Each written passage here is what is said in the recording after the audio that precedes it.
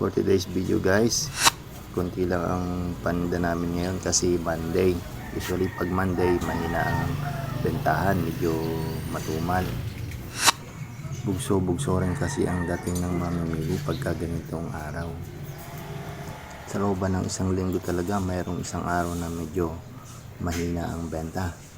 Pansin nyo naman, maliwanag na pero konti pa lang ang bawas ng aming mga paninda. Ang matindi niyan, may bibili pa sa'yo na kung makatawad ay halos kasama na pati puhunan. Malupit. Marami ang bumibili ng ganyan dito sa amin na kung makatawad ay wagas. Dito lang yan sa aming tindahan, sangka pa, mura na, may tawad pa. Pero nakakatuwa rin kasi kahit na may tindahan dun sa labasan, nakatulad ng mga paninda namin, dito pa rin sila nagpupunta sa amin kasi mura na ang aming paninda. Kompleto pa, parang ano siya, one stop shop.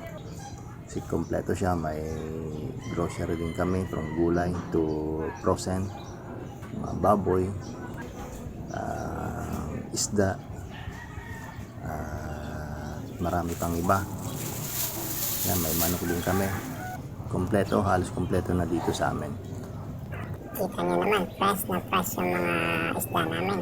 Madaling araw ko lang yan, pinipick up ko na yan sa palengke. Araw-araw yan.